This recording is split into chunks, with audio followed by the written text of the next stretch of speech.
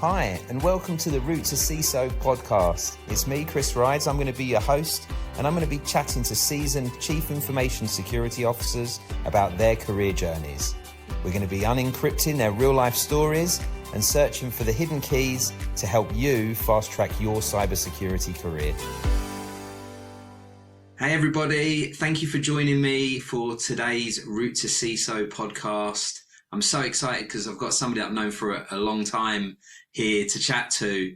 It's Greg Rogers. Thank you, Greg, for joining us. Thank you, Chris. It's great. Yeah, it's been wonderful getting to know you over the past few years, and a real pleasure to be on the podcast. Good stuff. Thank you so much. So I think a great place to start would be just a bit of an introduction of what you're up to now, and yeah, just an overview of where you are. Yeah, so I am now the CISO for the state of Maryland. I've been in this job about almost 10 months now. So my role is basically to provide cybersecurity oversight, governance, and services out to the executive branch agencies of the state. But in addition, partner with other branches, other independent agencies, higher education, just to be able to support them. The other piece of this role is we provide support to local governments as well. So, we have a director of local cybersecurity as part of the organization, and we're building a team there so we can help the locals. So it's not just about state, it's about everybody, because our customers at the end of the day are our citizens, and we need to protect them at all levels. Love that. It's funny. We were just talking obviously before we've come onto this, but I guess we've known each other for a long time, and we chatted a few times over the phone, and then we finally, was InfoSec World the first time that we got to actually meet in person? I was trying to think. Yeah, I think it was 2022 InfoSec World, right before the hurricane. Yes. When me and Andy got stuck there, I think you managed to sneak out before that, and we ended up getting stuck. That's right. What an adventure I had. I got really lucky because I would normally have still been there, but I had to shoot back. I had to fly directly up to Seattle for the Cloud Security Alliance September event. I was talking there. And so I left earlier than I normally would have done. And thankfully I did, because I remember getting to the airport, and the airport, the TSA were turning around, and I heard them whispering, and they were like, we're going to shut down at the airport at 10 a.m. And I was like trying to message people, everybody. That was just crazy. But I also feel like I missed a bit of an adventure. Yeah. I had a little bit of FOMO about that. Yeah, no, it was actually ended up being a lot of fun. So first, Disney takes amazing care of its people and everybody that's there. But so the conference got ended early. It was funny because all the vendors, they were shutting down the expo floor, rushing out. And Andy, who was the closing keynote, he's like, all right, I'm getting out of here. And they're like, no, Andy, you have to stay. Like, you are literally the last thing, because normally they have a couple of days of sessions after that. Like, no, you're going to be the last. So he's like, all right, well, so that's where I got to meet Andy and have, built a good relationship with him. But so we had fun, just hanging out at the bar and just talking to other people who were stranded there. And, that's where we started talking about doing our own speaking, and, successfully spoke at ISC Squared last fall. Yeah, I love that. Andy's such a nice guy. Well, you introduced me to Andy as well. So it's always, meet a fellow Brit is always great. And he's got such a great sense of humor. I have been bugging him. I was supposed to get him on this series, but me and you both know he's got a lot going on at the moment, lots of exciting things happening for him. So I think once that's settled down, we might get him on series 2. If I can drag him on, I'm sure he will. He said he would anyway. I'm sure he will.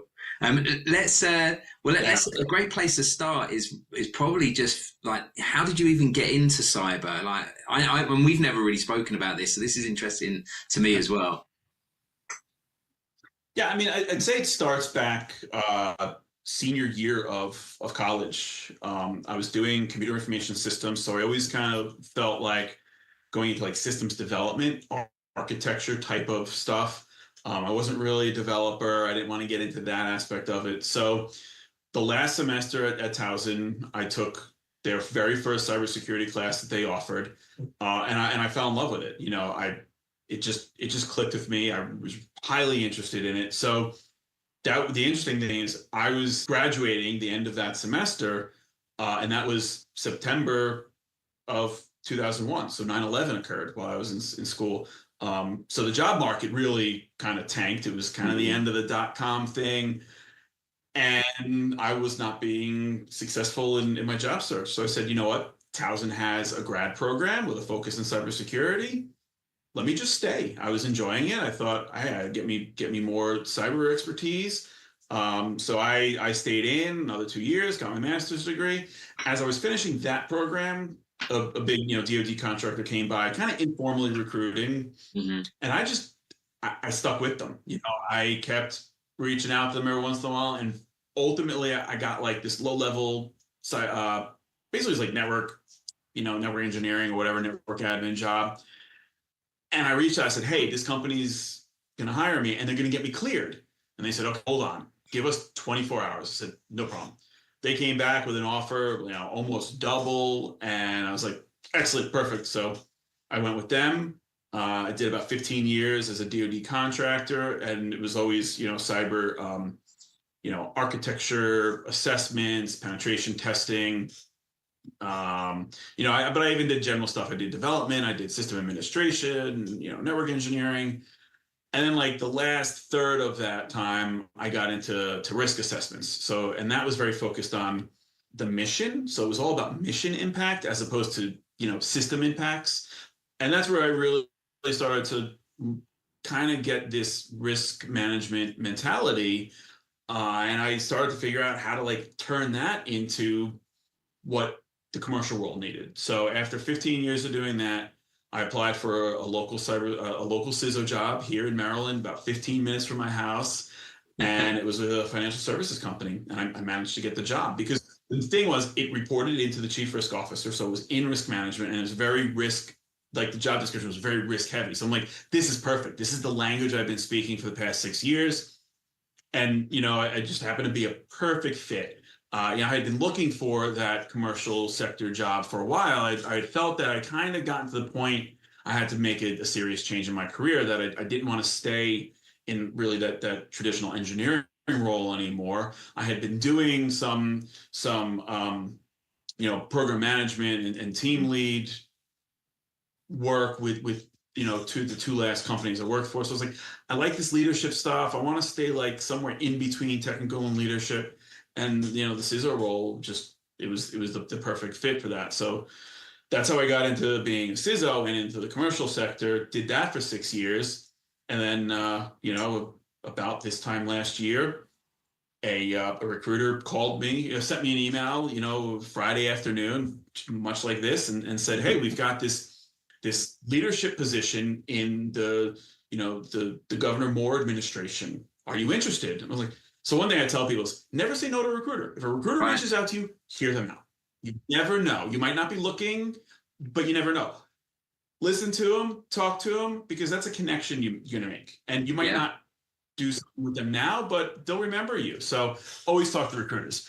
So I said, absolutely. I never really considered going back into the government, especially not into state. But I heard him out. I had a couple calls with them. I started having calls and interviews with, first the secretary of the Department of IT. Really liked that conversation I had with her. And then, interviewed with staff in my office. Everything went really well. And I kept having conversations with the secretary. And that's what sold me. She's awesome. She comes from DoD as well, but she worked for the Secretary of Defense.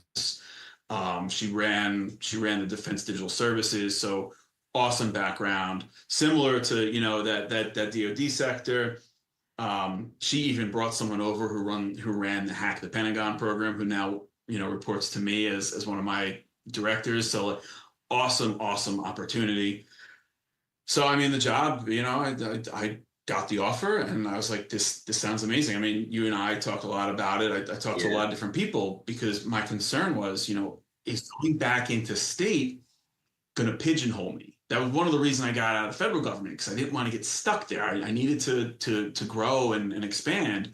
And I was afraid that going back into the government would do that.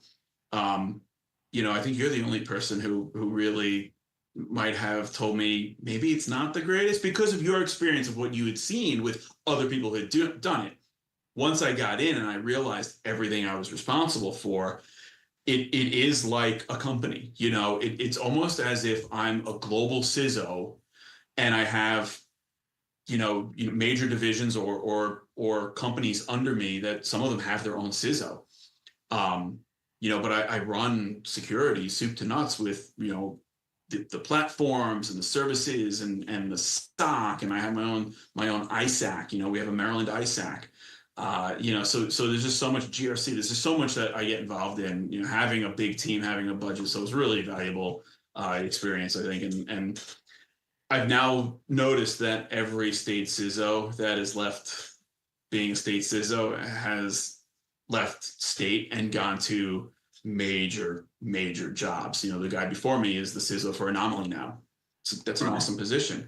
Yeah. They're out there in working for things like RSM and working for AWS, in executive roles. So I'm no longer afraid of that a restriction of where I'll be able to move to.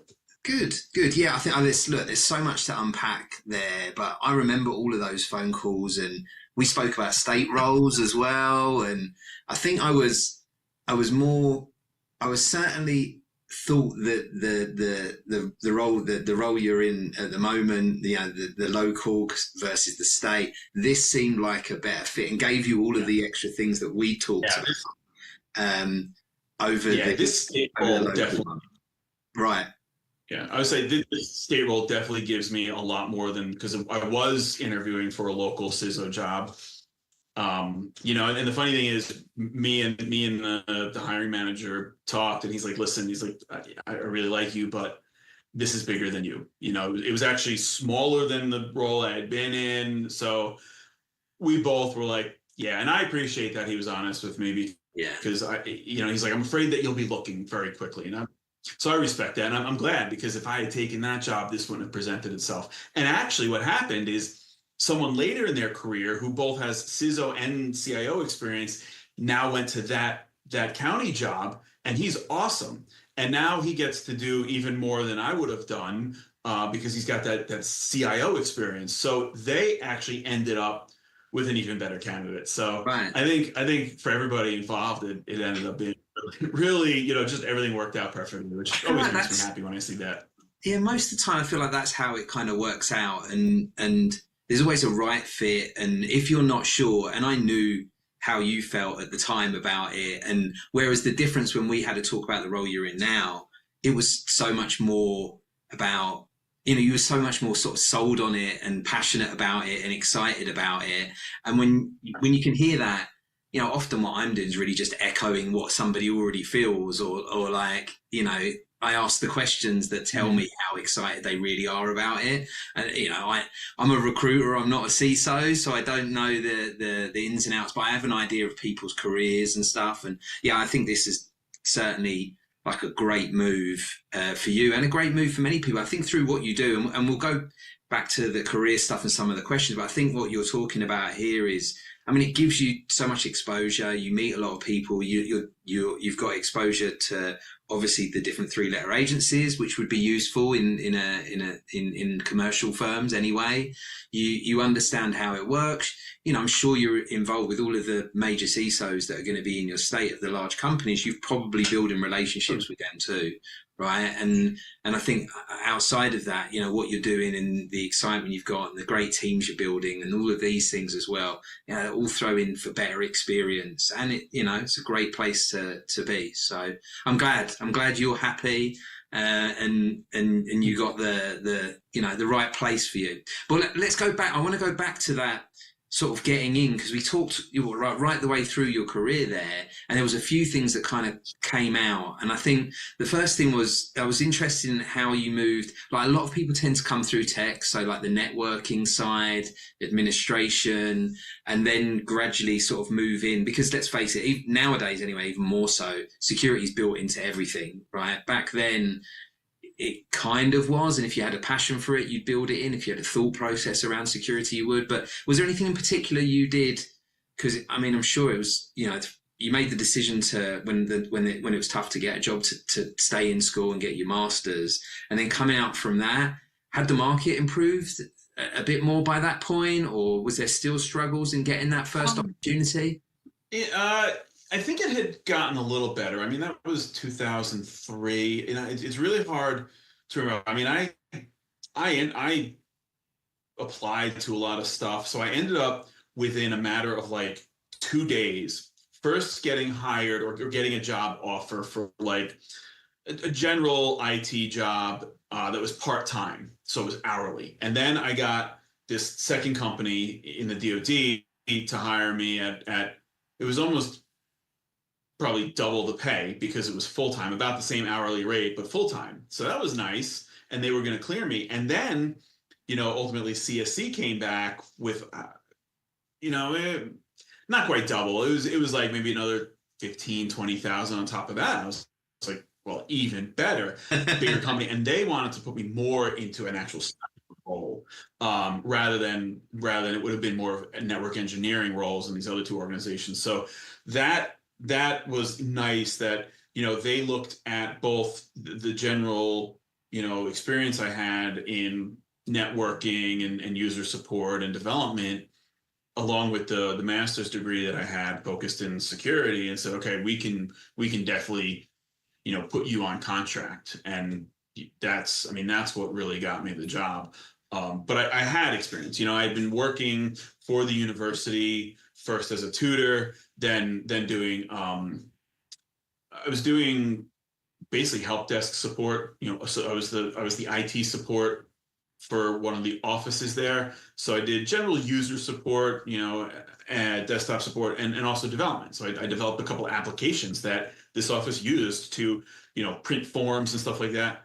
And then from there, I ended up getting a job in the residence building. It was funny. It was on campus, but it was owned by a private company. So all the phone, television, and network internet was provided by a private company. So I got in and I saw them doing work. So I just went to them. I was like, hey, listen, are you looking for any help? I do IT, I'm doing this. And they're like, yeah, we could use an on-site technician. So, that job, I did that for almost 3 years. So I had experience, but they were all part-time, basic college type jobs. But I mean, that's what's so hard right now is entry-level cyber almost doesn't exist. Yeah, it's tough, and the problem is also is like a lot of the entry level cyber people are told, they see these numbers. There's thousands of jobs in your city available, or 600,000 jobs in the States, and all of this sort of stuff, and don't realize they're not entry level roles. Like, that's one of the biggest headaches. They're not entry level roles, and I think people have been sold quite heavily on it, and then think they're going to walk into a cybersecurity role, and actually what they really need to be doing is everything that you did is the same now, right? What can you, while you're at college, what internships can you get? Where can you work part-time? How can you build this experience that when you've come out, whether you've got a degree or an associate's or been through a boot camp, whatever it might be, where can you show that commercial experience that gives you on day one, wherever you end up, the actual ability to add value? That's what it is. When I think about the skills gap is adding value on day one at a company, because if you can do that, it makes it much easier for them to hire you.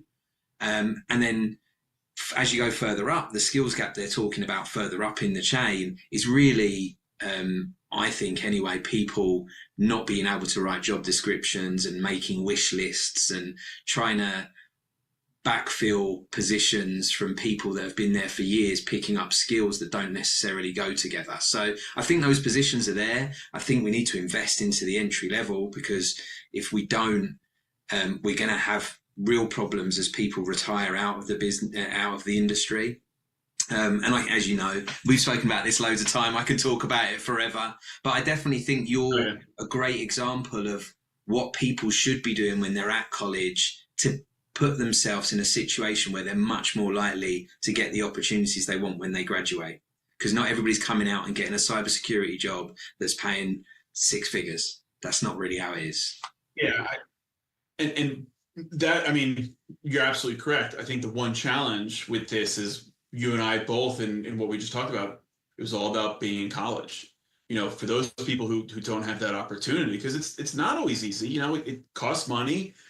you have to invest time where you're not making money. So it is definitely very hard for people. So, I think what the industry needs to do, and people who are in positions like mine, where I can change the requirements for jobs, is to really evaluate what it is we need. The state of Maryland was, I think, the first state in the country to totally wipe out the standard requirement of having a bachelor's degree. That's not a requirement anymore. And I'm actually starting to pull that out of all my job descriptions. It might count. It might be a preferred qualification, but it's not mandatory. And what I'm doing is, like, say I have a lower level job and more of an intermediate job that's 4 years experience. Well, if you have a degree, that counts as 2 years. So now, like, it does bring it closer to being entry level. But it's those people who don't have that benefit of being in college. We have to find ways to get them these skills. And I never think people should work for free, but if you need to volunteer at your church, your local school, help out small local businesses, something that you can actually put on a resume that someone will say, yeah, they worked here, they did this for me. Sometimes you need to do it part-time so you can have another job and be employed, but you got to start thinking of these other things that you can do. And I know we have some questions, and we probably talk about that a little further on, but it's unfortunate that so many of us talk about, oh, well, go do this in college, go get an internship, go work on campus. There's so many people who don't have that advantage. So we have to think about ways that we do things for them as well. Yeah, 100%. Yeah, if you want diversity in your team, you can't get everybody from your local college who can afford to go to that college, right? I do a lot of work with community colleges, and I'm on a couple of advisory boards for State of Washington's Cybersecurity Center of Excellence and the National Cybersecurity Training and Education Center. I lead their advisory board, and so I believe in sort of community colleges, and that people don't necessarily need degrees. And it's been great to see that federally they've made a lot of changes with that as well, because I really do think it opens up the pool. And some of the very best people that I work with that are getting jobs because they've now got 5, 6, 7, 9, 10, 15 years of experience, never got their degree, right? And so to think that they were cut off from working at some companies, and some companies missed out on having some of the very best candidates because they had this kind of crazy, fixed rule that absolutely we must have that, is mind blowing. But anyway, I'm glad that we're moving away from that now. So let's get back to your career. I think if I think about the steps that people find the most challenges throughout their career, it tends to be getting into the industry, for us anyway, getting into the actual cybersecurity industry. And we've talked about that and tips. The next one after that tends to be going from an individual contributor to, a manager, and through that team leader opportunity. How did that happen for you? Yeah, I mean, it kind of just happened without me noticing. So one changeover in contract. So I had worked with 5 different companies in my time as a contractor, but I actually only served really for two clients, 2 offices within the DoD. So what that meant is that at one point, the company I was with lost the contract. The new company got the contract. They saw, there was a little bit of overlap. So they saw what I was doing and decided that they wanted to definitely keep me. So I moved to the new company to stay with that client because I really love the work. And that's where I ended up doing the risk assessment work. So by being the only person that transitioned like that, I became just the subject matter expert. I knew how to do the assessments we were doing. I knew the systems we were assessing. So because I was that expert, I just kind of by default became the team lead. People came to me for assistance on what to do, on tasking, and then I started helping the PM, unofficially as deputy PM. Then that person ended up moving off the contract, and I never was given the PM role. They kept moving PMs in and out, but I was the person who stayed. So I always participated in helping to hire, do interviews, helping resolve issues with the client. And, the client really liked me. They trusted me because I had longevity there. So if there was a problem, they came to me, not always the PM. So, I made myself both an expert and trusted with the client, that it just put me into that natural position to either lead or at least help with the leadership. And it gave me some of the skills on how to hire, how to write job descriptions, how to write proposals, trying to balance the budget, because we had to balance the burn down rate to make sure we didn't get 10 months into the year and everybody had used up their hours.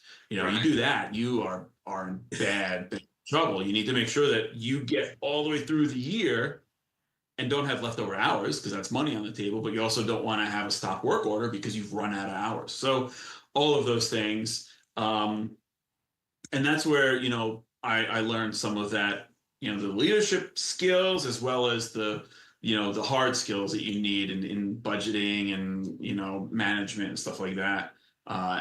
And then combine that with my risk management knowledge to really transition that into what a CISO needed. And it wasn't a super easy transition. I mean, there's definitely a lot that I still had to learn when I made that transition, but it gave me enough that I could put it on a resume and say, I've done these things, and I could talk intelligently about it in an interview, so that definitely helps. Yeah, I think, like, when I think about, and a lot of people go through that natural progression where they just sort of just become the team leader. Because I think when you're, from a skill set point of view, whatever that might be. So if in my job, I did that from being a very, very strong recruiter, one of the top producers in the business, and then people sort of kind of look up to you, but they also want to ask your advice. And then depending on what type of person you are, because I think those soft skills stay in, right? So a lot of you can be viewed as a leader, or somebody that you need to ask advice to, but how you are as a person and the soft skills that you have really make the difference as to whether you become a manager or not. Because, there are plenty of people I know that are absolutely amazing at things, and I would ask them questions and I'd respect them for their knowledge, but I would never want them as a boss, right? And I think actually a lot of them would never want to be a boss. They wanted to be a producer, or they wanted to be somebody that just focused on that technology. So those soft skills are so important. Oh, absolutely. I mean, I rely more on the soft skills day to day than I do the hard skills, the tech skills. It's those soft skills that make the difference in someone being a boss or being a leader. Bosses know how to tell people what to do and get tasks done. It's the leaders that get people to want to do it and want to do extra and that want to operate at that next level because they are inspired and they get the passion. They also, it's about treating people right. The bosses are the ones who are inflexible on working from home or, working a half day today and making those hours up over the rest of the week. Bosses don't allow that because they don't understand that it's being sympathetic to the needs of your employees that gets them to then want to deliver for you. So, it's really about how you treat people. And that's where those soft skills come from. You really have to learn to trust. You have to learn who you can trust, who you can't trust. I mean, not everybody is the same, but you also have to learn, like, if I talk to someone this way, it gets them doing what I need. But with this other person, I have to approach things differently. I have to use different words. And that's normal because we're all different. We have different backgrounds. We learn differently. So the hard part is learning that. Like, who can I just, send a short two-line email to, say, I need this. And they're like, oh, cool. Okay, I'll go do it. And then other people, it's like, hey, I'd like you to please do this, and you have to change the tone.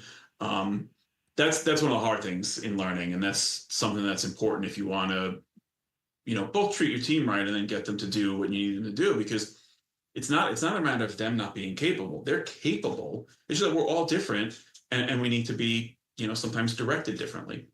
Yeah, there's kind of, I guess everybody has their management style, but it's like if you literally have one style and one way of doing things, you're going to really struggle as a manager because every person is an individual. And and there's a couple of things out of what you said. Certainly, empathy is so important. If you don't feel that empathy, and I don't know what there's a whole bunch of statistics about CEOs having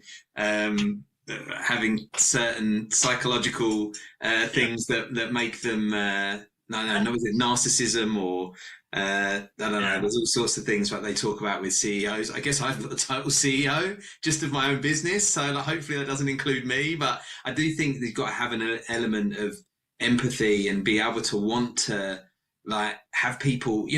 I want people to go to war with me, right? I want people to think, yeah, I want to get that done, or believe in the mission. And so I think having empathy, not just saying empathetic things, right, but actually truly having empathy and putting yourself in their positions and understanding is what gets people to go the extra mile for you, because you're going the extra mile for them, right? And trust is very important in our industry. And from you think security and trust obviously go together anyway, but I think even more so. I think one of the reasons why a lot of recruitment companies find it very challenging, first of all, there's a few different things, right? They find it very challenging to recruit in the security market.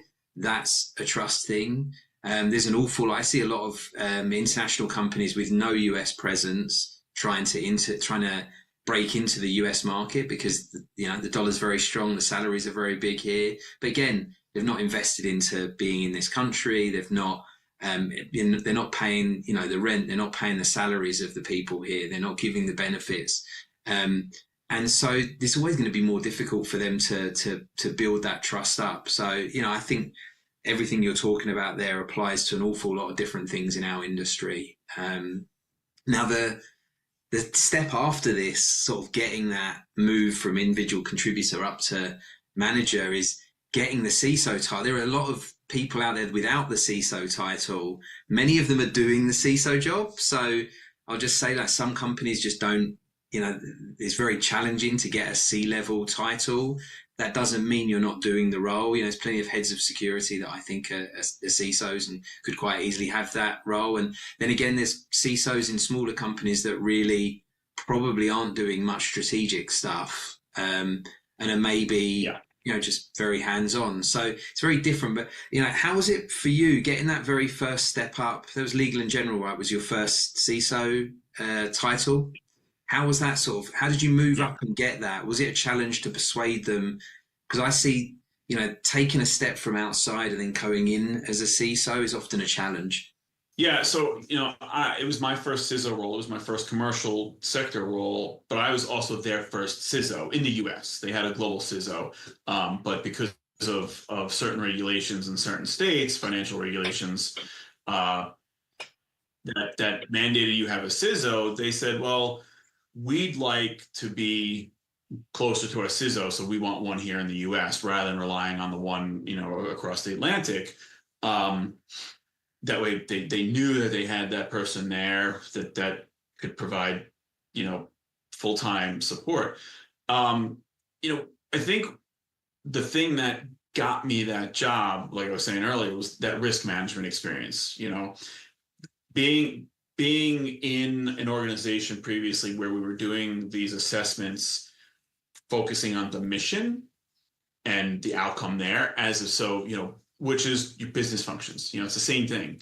Rather than focusing on, how critical is this vulnerability? How critical is this pen testing finding to the system? At the end of the day, I don't really care about that. IT is there to support the business function. So, a high CVSS score or, a high critical finding in a pen test, that's only important if, one, it's exploitable, if the attack vector can get through your other defenses.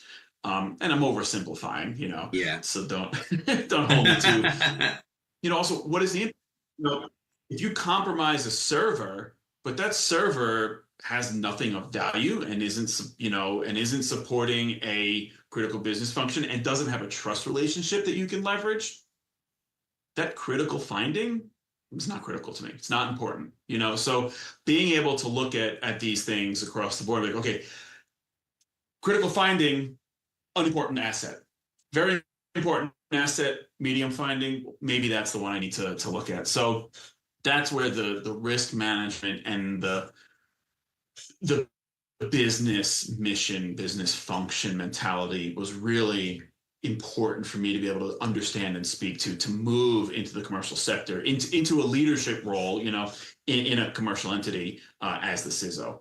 So, you hear a lot, hey, CISOs need to speak the language of the business. It's true, because if you go at them with vulnerabilities and findings and risks, no one's going to listen. They want to hear what you're doing to enable the business. I used to think that was such a cliche until I actually was doing it, and I realized, oh no, this is true. Like, my job is to enable the business to do what they're doing, and then pump the brakes when they're going to crash, to avoid that. So being able to articulate that is really what you need to be able to do, to show that you understand that you're there to help the other business leaders do their job and be successful, help the company be successful and profitable, but also at the same time, like, guide them on how avoid this, go this way, let's do this a little differently to make sure that we're not going to get attacked, or we're not going to get fined by a regulator, but we'll still keep you moving forward. That's really what's critically important. And even in government, I bring that mentality with me, because there's lots of laws and policies, but we really need to take that risk, because that risk focus, because I don't have enough people and money and tools to cover everything to that level. So I do need to still make those risk-based decisions on where to put my resources and where to go to battle with other senior leaders on, what they should or should not do. You have to be strategic about the battles you fight, because there needs to be really a good outcome from that.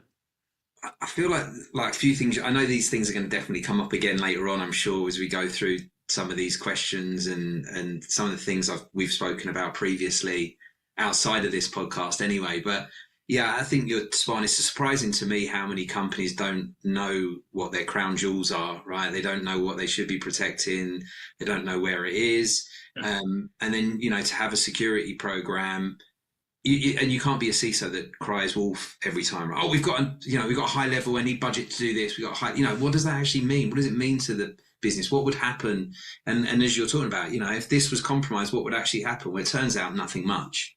Okay, right. So we need to work. We'll work on it on that basis. Whereas this one here, right, this might only be a medium finding, but it's a much more much more critical application and could cause some real business issues that I need to go and buy a tool to fix, or I need to bring in a company to do something with that, or I need to bring some time in from these people or get some overtime approved to get this done. So yeah, it's, you're absolutely right. When, the understanding of the business and what's important to them, and every business is very different, is absolutely key, and I think, by the sounds of it, you built up your technical experience and then gone into getting that GRC, the GRC experience, and that set you up in a nice way for a place that was looking for their first CISO, right? So yeah, it's great. Look, yeah, go on. Sorry.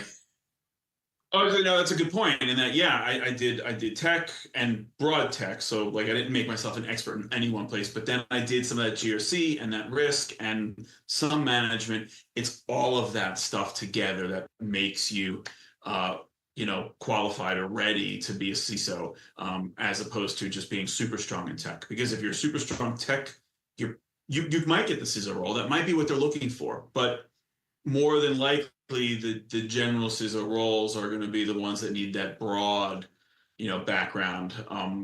I think there are more of the CISO jobs out there, so you're more likely to get one if you have the broad, rather than being very, very focused in tech or something like that. Yeah, 100% agree. If we look at any of the CISO roles that we work on, generally that broad experience is always key to it. You're going to be dealing with a lot of different departments, a lot of different areas. You've got to understand how they work, and being just super technical and amazing at that side isn't always that useful. Certainly, the bigger the business, the more that the other side of things are really where you need to be. Smaller business, sometimes you do need to be a lot more hands-on, and you can be a CISO at a small company, but have to be very hands-on. So yeah, I agree. And now I always ask everybody about like taking backwards and sideways steps. And one of the reasons that kind of prompts that is really, certainly now, we still seeing people laid off in various different industries, various different companies. It is impacting people in security.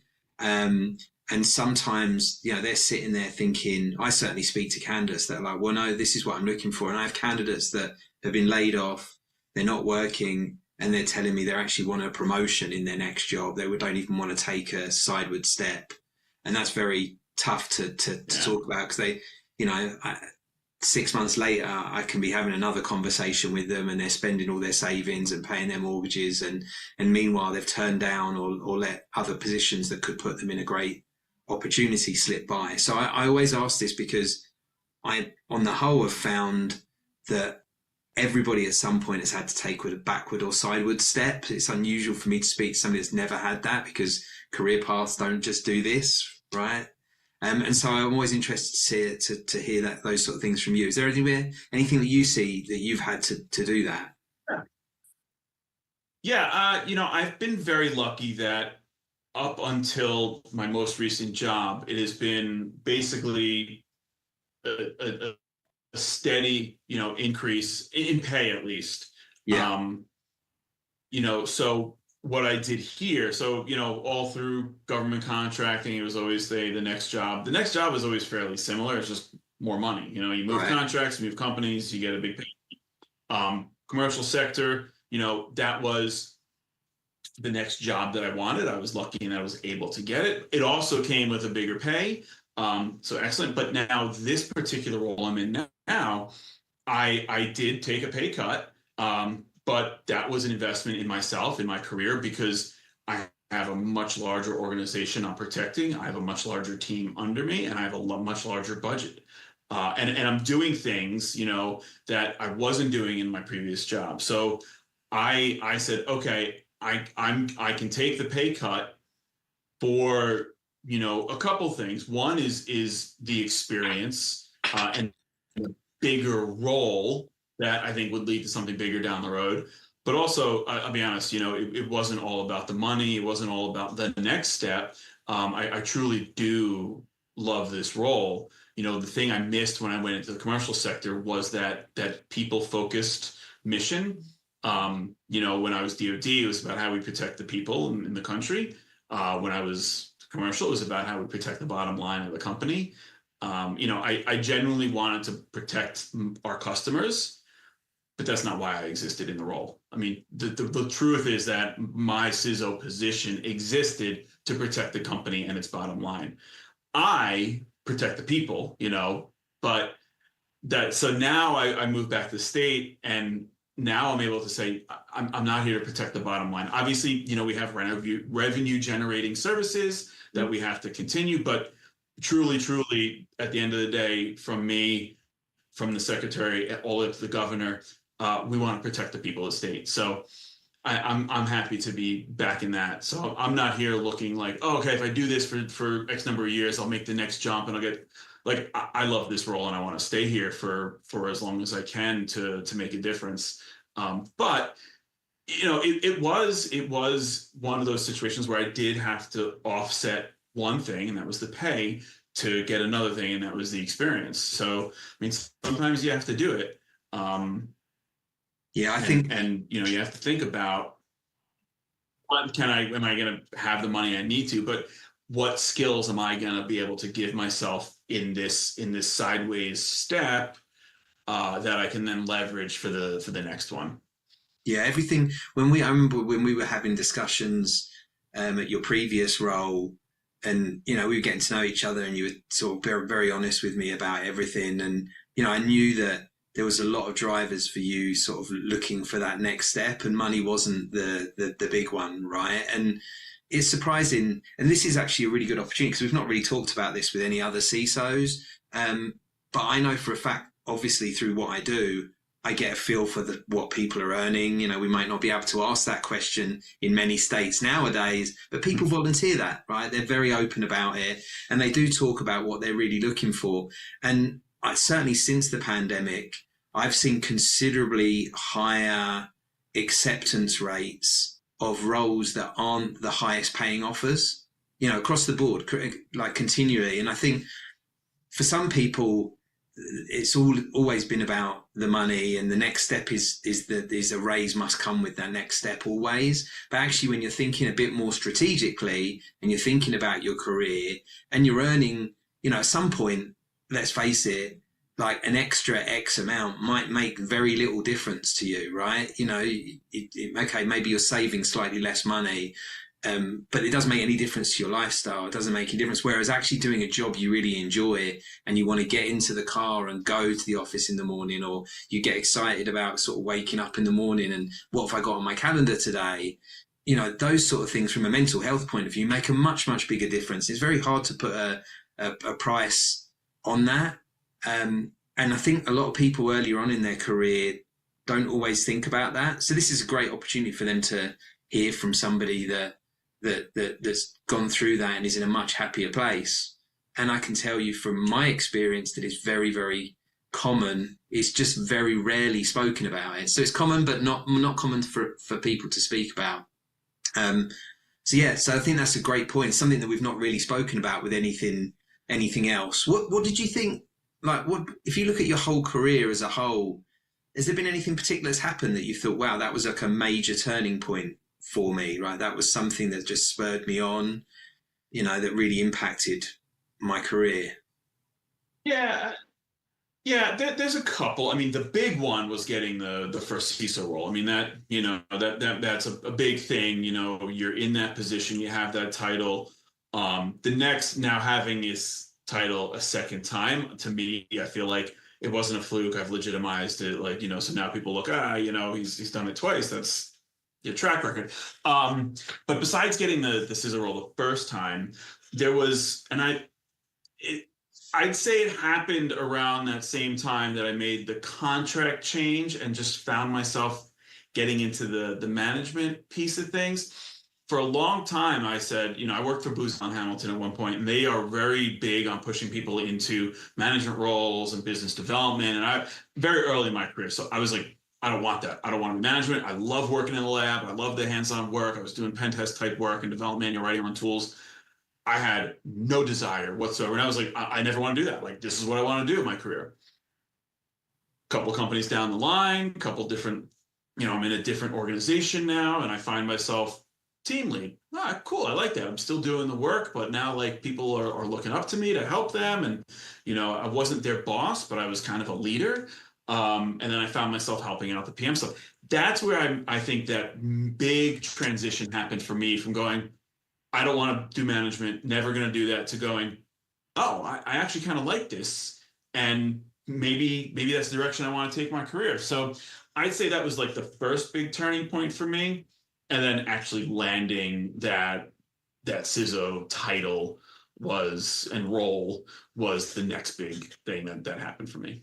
People do, you know, and I think good managers and good people in leadership positions understand it hopefully better than ever, but better than anyone else should anyway, that often in your career, like, there are many people that have no desire or you know, they don't want to be a manager. They don't want to manage people. They enjoy what they're doing. And then you just, you know, people change, they mature, what they want out of their roles change. And, you know, you start liking some of those things, and other people don't, you know, you don't have to become a CISO. You can do many other things. You can be highly technical, go be a chief security architect, or, you know, there's plenty of options for people in our industry that don't want to. But I also think there's obviously a big opportunity for people to change their minds. Yeah, I think there's nothing wrong with that. You know, if you don't want to move into leadership, if you don't want to move into management, totally nothing wrong with that. I mean, most people don't.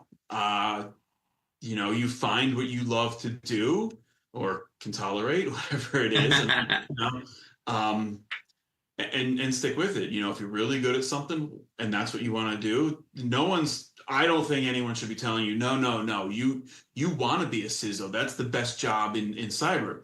That's not true. So I'm the first person when someone comes to me, the first thing I say when I want to be a CISO, how do I do it? My first question is, but do you? Like, Right. have you thought this through? What are your goals, you know, personally and in your career? What is it that you like to do day in, day out? Do you want to walk into the office, put your laptop down, walk away from it, and then not come back to a computer until 6 p.m. and not have clicked the mouse or typed the key? Like, is that what you're looking for? Because that's what I do. You know, I got into the office yesterday. I figured I got in a little early. I'd do some work, catch up on emails. Nope, I ended up talking to someone in the hall, sat down on my computer. Someone else came in to talk to me about something. Then it was time for a meeting. I thought I had time. Nope, ended up, you know, getting the new hire and bringing him around and introducing him to the secretary. And then it was 6 o'clock. No, I'm sorry. Then it was 7 o'clock and I'm walking out the door. Hadn't sent an email, read an email all day. So the first question is, what do you really want to be a CISO? I think that should be a book. I feel like that could be a good paradigm. Well, do they even know what one? The question I have, and I think the point of this Yeah, podcast is to, like, I'm really lucky. I get a lot of access to a lot of CISOs, and I have really nice conversations with them. And I talk about their careers, so I get to understand what they've done and how they've done it, and so I have probably quite a bit better of an understanding of what CISOs do than most people in our industry. And whereas, you know, if you're new to the industry, or even if you're mid-level, you've only interacted with your own CISO and only about certain things. And so I actually think a lot of people don't, you know, CISO is just a title. And every CISO has a different type of job in every industry. It's slightly different. And so, yeah, I'm always, when people say I want to be a CISO, first thing I want to know is, do you actually know what type of CISO? What do you want to do? There's totally so many different types of CISOs. So, yeah, I think you're right that, you know, but do you is really the question of, like, do you even know what yeah. it is? And that's, I mean, that's a really good point. You know, your mileage will vary, you know, because my experience is different from everybody else I know. I mean, I know a lot of CISOs now locally and elsewhere. And we all have very different jobs. But there are different types, you know, I don't know if it's Helen Patton or Gary Hayslip, Alan Alford. They've all talked about this, like the different types of CISO roles. They've talked about it in podcasts. They've written about it on I think Medium. So you can go find that stuff out there. I'm not the expert on it, but they make really good points about, like, you know, there's the CISOs who come in and they're very technical. So like you said, maybe they're in a smaller organization or in a startup. You know, Mm-hmm. startups generally need someone who can be setting the vision, the strategy in that cyber role, but also like looking at Splunk logs and configuring firewalls. So you have the whole range of everything they're doing there. But then you have big organizations like I'm in, where I don't deal with technology at all. I have really smart people that evaluate solutions, and then we talk about it. And I have to make sure that I keep my tech skills, you know, fairly sharp, so that as they tell me about the different options, I can make an intelligent decision on, okay, this one sounds better, but it's way more expensive. This one sounds pretty good, and it's way cheaper, but it's super difficult to install and maintain. So maybe I do need to spend more money because we can run it better. So, you know, I need to be able to balance all those things. So you got to think about the one, if you really want to be in that position, do you want the accountability that comes along with it? Do you want to be up there? You know, CISO doesn't mean you have a seat at the table, doesn't mean you're a senior leader, doesn't mean you're in the C-suite just because you have that senior title. So sometimes you'll be down a rung or two. Um, So, think about it, what it is you really want, because there are many different options. You might go, I want to be CISO, but I do want to be, down a little bit. I don't want to be in the boardroom. I don't want to brief the board. Uh, that's an option. There are plenty like that. Or I want to be really technical. That's an option. Or I want to be a GRC guy.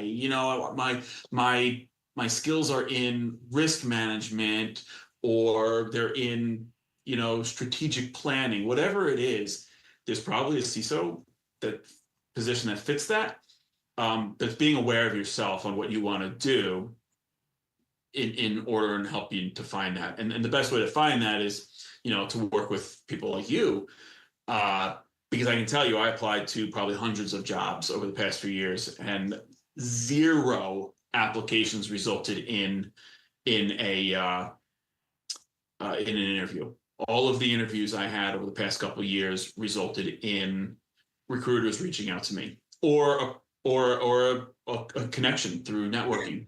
I knew someone, and they knew a company, and they said, "Hey, you might be a good fit here," and they got me connected. I had a couple interviews, and ultimately we weren't aligned on salary, but that was fine, because if I had, and it happened a couple times to me where the salary is the thing that was the problem, because I was looking for more money, because I didn't have to move. I wasn't unemployed, so I had that luxury still. So I thought, well, and these 2 jobs, they weren't professional growth. So it's like, if I'm gonna move, I need more money to offset. You need to have something, yeah. Yeah. Whereas this is different. If your professional growth is going to benefit, then you should be willing to take that pay cut. Yeah, I think, we definitely, that would be a whole new podcast for me to talk about how broken advertising is. And I've talked about a few too many times probably before as well, but it's probably even more broken than ever for different reasons over the last 18 months. Well, it's funny. So I ultimately got ghosted by a couple of companies, which, when you have 2 interviews or with a company, you deserve them to tell you at least some feedback. Like, they're just going a different direction, ghosting me. And then one of them actually reached out to me again, and then again. Like, so there's definitely some broken stuff there in that, but you need to be realistic with yourself. You're not going to get a CISO job through applying. I don't think anyone is actually hiring that way, especially when you go on LinkedIn and you click that apply, and then you see there's 2,000 applicants.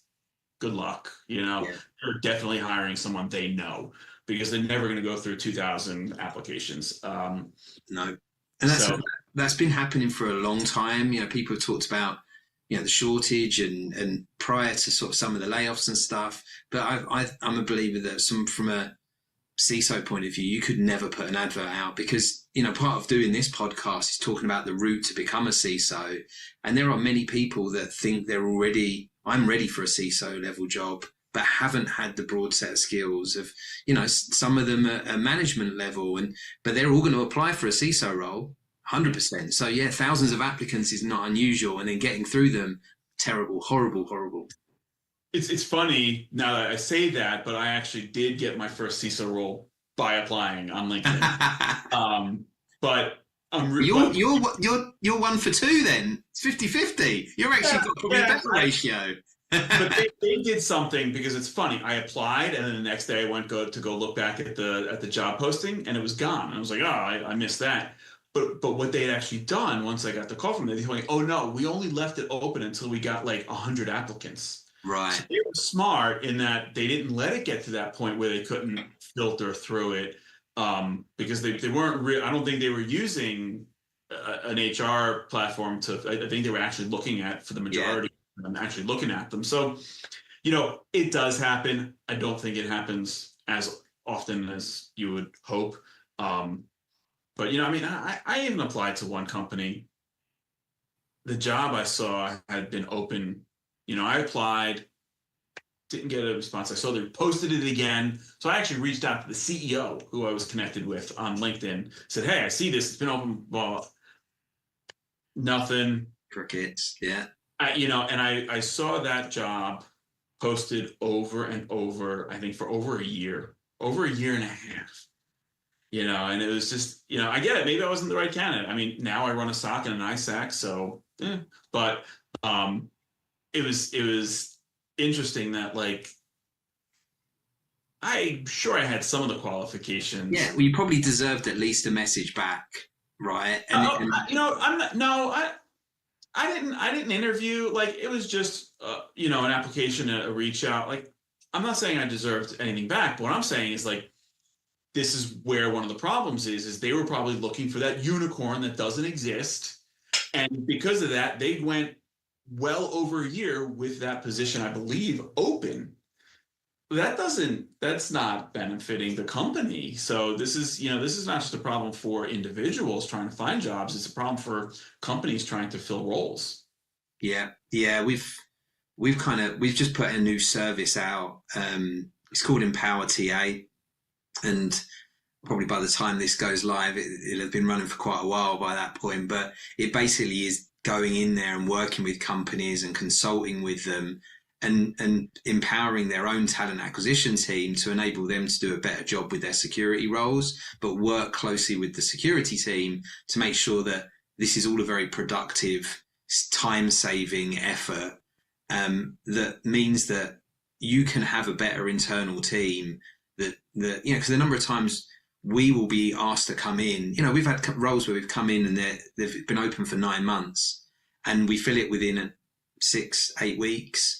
And there's a number of steps that we go through that kind of quickly rule out that okay, you need to get rid of that wish list. We need to, the very first thing we need to do is fix that part. So yeah, there's a lot of bits we do, including making sure that they're fishing in the right ponds, including them making sure they're filtering correctly, and that they have some decent processes in place that work well for our industry, because it's very different from any other. I believe so anyway. 25 years in recruitment, in tech recruitment, and a little bit outside tech as well. And it's just security is just a different beast, right? The people we work with are different. So actually, a couple of other questions for you before we kind of round it off. First thing I want to know is just like, if you look at maybe other CISOs that you see out there, are there sort of, have you got like a handful or anybody that you really look up to that you think's doing a really good job? Yeah, I mean, there are definitely some out there. I mean, the couple I just mentioned, I followed on LinkedIn for a while. I was on Alan's podcast. The public image of them, I feel like they've done great in their careers. I followed where they've moved, and from the outside, it seems like they're doing really good stuff. Reading what they write seems like they really know what they're doing. Um, you know, but the other side is I also think they're helping the industry. They're helping other CISOs. They're helping people, like we're doing here. Find ways to move throughout their career. They're giving advice on the different types of roles. So like those three are, and that's Alan Alford, Gary Hayslip, and Helen Patton are just three off the top of my head. But Andy is another one I've been close with for a while here. And, I remember when I was in my last company, one of our major vendors, he was actually the CISO at that company. So, I know that they didn't have any issues when I was there. So I guess he was doing a good job. It's hard because I don't work with these people. You only have one CISO in a company, so it's not like multiple engineers or something where I can work with them. So it's really about like getting to know them. I would say that the two that I can say worked with, because they were my predecessors, they've moved on to, like I said, Anomaly. That's awesome. Another one moved on to a really big consulting leadership role. I mean, doing great there. But I see the result of their work, so I know it's the foundation that they built and the things they put in place, and some of the people they hired that are awesome, that I'm so lucky to have inherited through this. So those are two of the people that I can directly look at and say, yeah, I mean, they look like they're doing really good in their career, that I know what they left behind.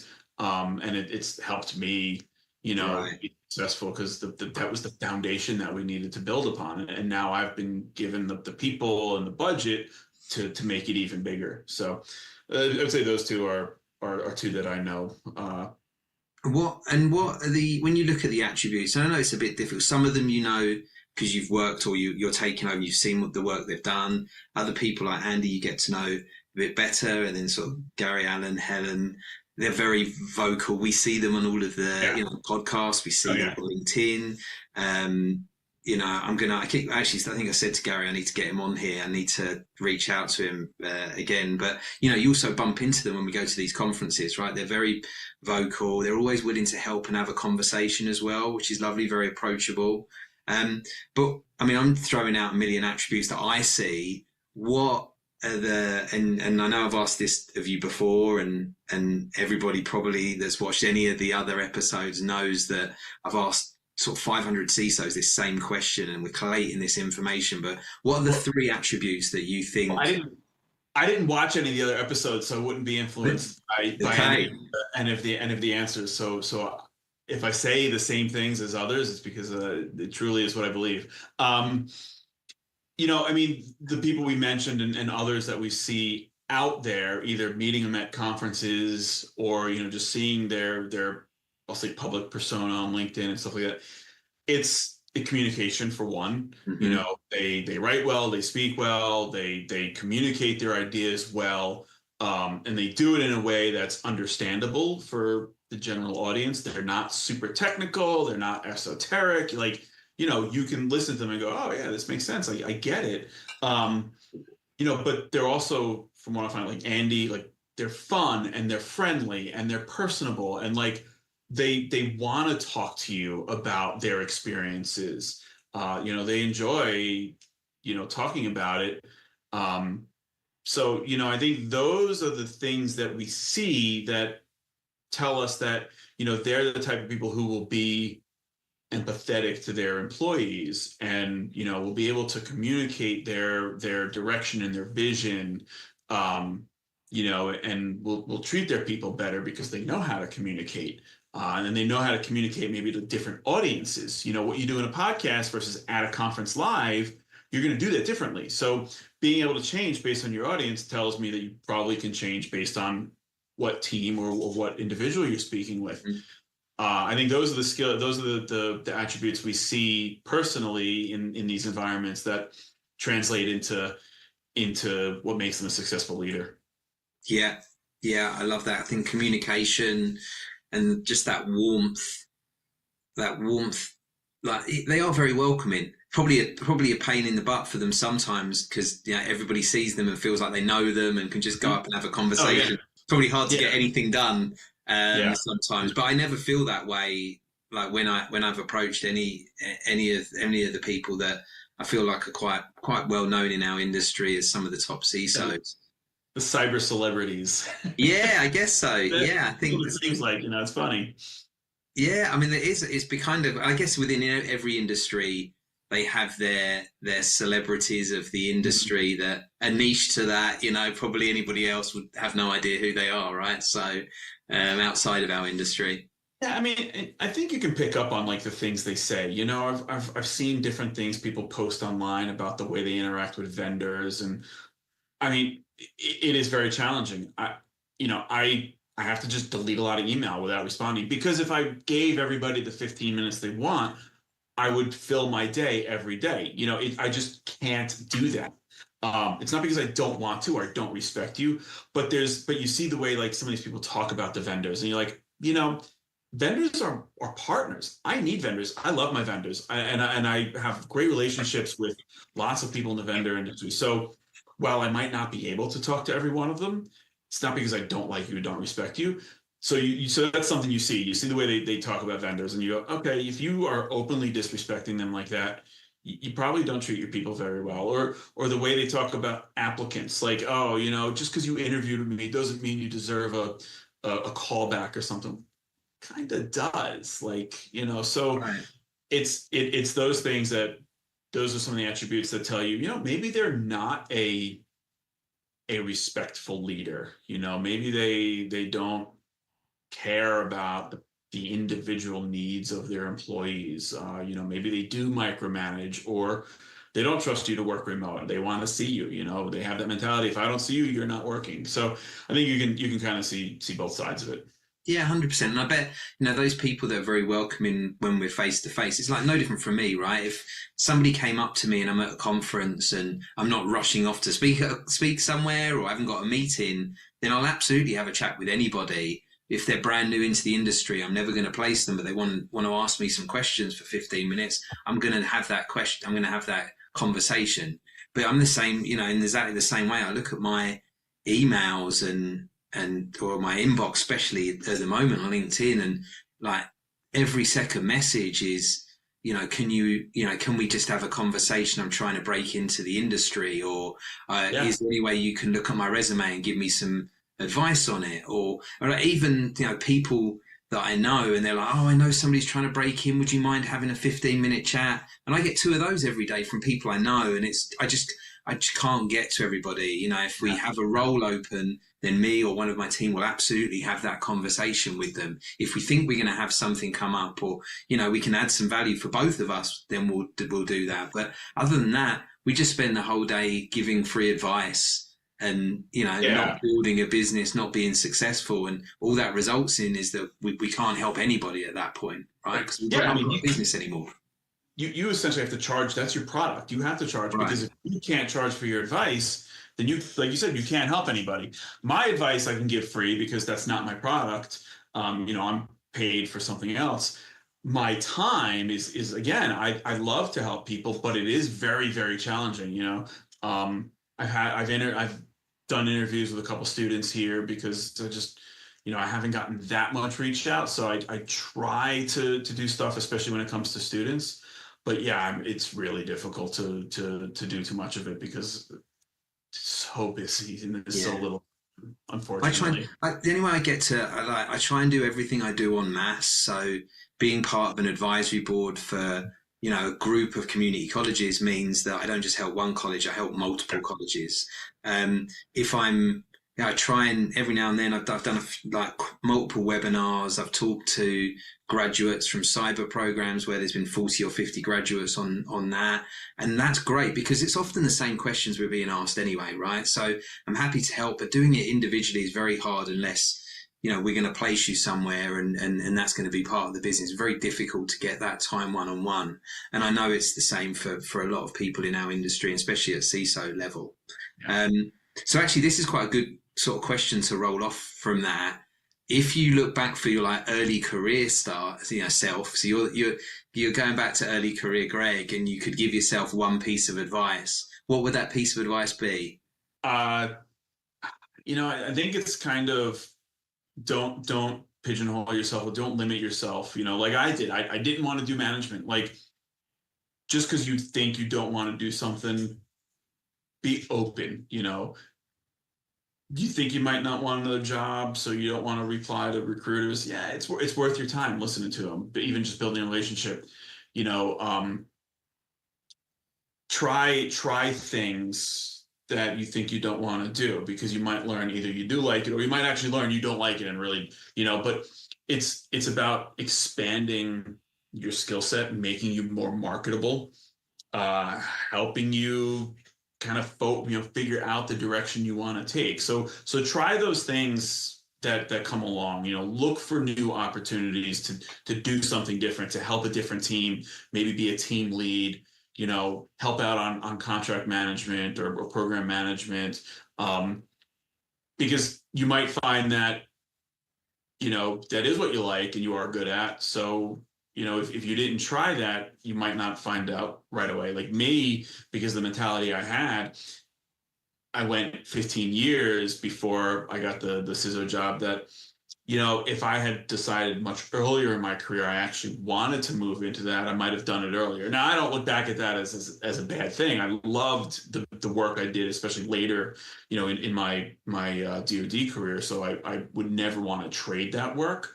But I definitely had a mentality that flipped 180 degrees. So, be a little more open with yourself to try. Yeah, I love that. But I think it's funny because my daughter loves Green Eggs and Ham book from Dr. Seuss, and it is that sometimes the thought that you might not like something is the thing that's holding you back. Whereas trying it and then not liking it is absolutely fine, but you might try it and actually absolutely love it. Green eggs and ham, right? So yeah, I think that's a wise bit of advice. And I think often it's not till you get a little bit older, not talking about trying to persuade 4-year-olds to eat different types of food rather than just all pasta, meatballs, chicken tenders, all the usual stuff. But it is that, as you get older and older, you kind of get a bit wiser and you're like, oh, okay, well, I've always said I didn't like that. But actually, it's just I never liked the thought of trying that. So maybe I should just give that a go. So, yeah, I love that. Good advice. So very last question I've got for you. You're building a team at the moment. You've been a hiring manager involved in hiring processes for years.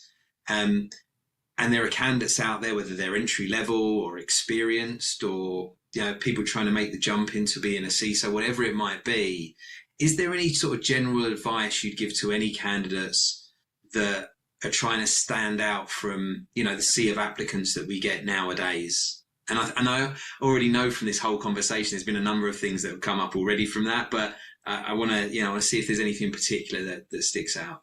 Well, I think one of the things is, like I said, it's very hard to get jobs through application. Applying to a job that you're a drop in the ocean. It's not even a bucket anymore. So networking is super important, I think. Like I said, I got my job from a recruiter. I've gotten all my other calls for interviews from recruiters or someone I knew.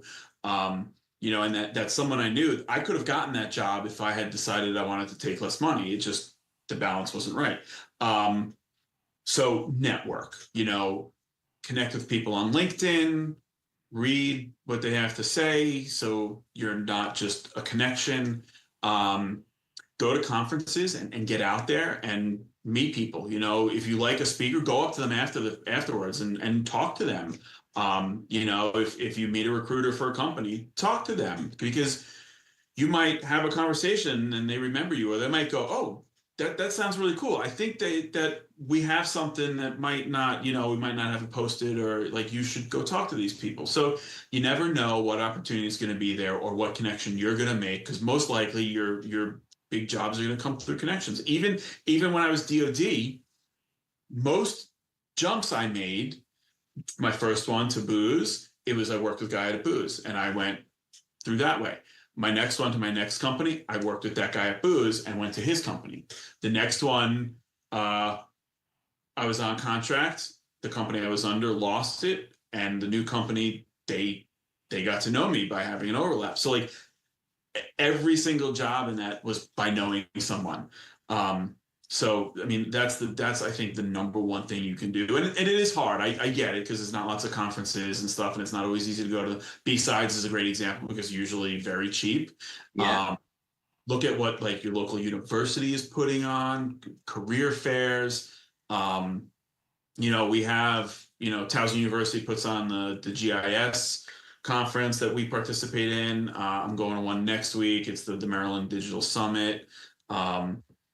So that's something you can try to get to, things like that, where it might be low cost. There's a lot more things going on that aren't big conferences where you can get to meet people. That, try to build some of those skill sets that you don't have, develop new skills and find a way to get that on your resume.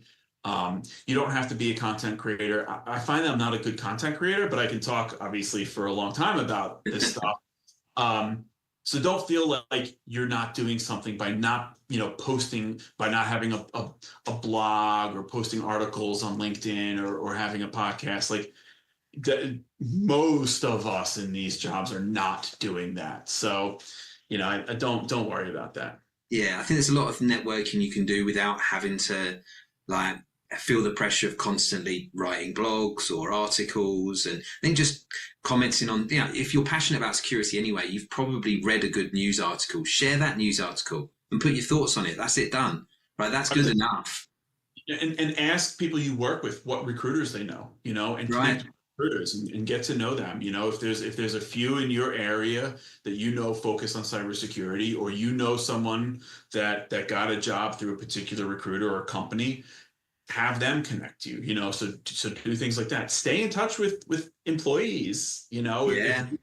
If you leave a company, stay in touch with them, or they leave, stay in touch with them, because I also see a lot of people that follow other employees. I mean, my last company, I saw like 5 people. One guy left, and then like 4 or 5 more ended up over the years going to that company. So yeah, absolutely, that happens so commonly, and we see that sometimes we're called on once they've done that. So a new CISO will come across, they'll bring across 3 or 4 important people that they've worked with before at their previous or their some other place before, and they hire them, and then we come in and help them fill them out. So yeah, it's really good. I so appreciate your time. I think also people can go to a lot of the local chapter meetings, CSA, OWASP, stuff like that.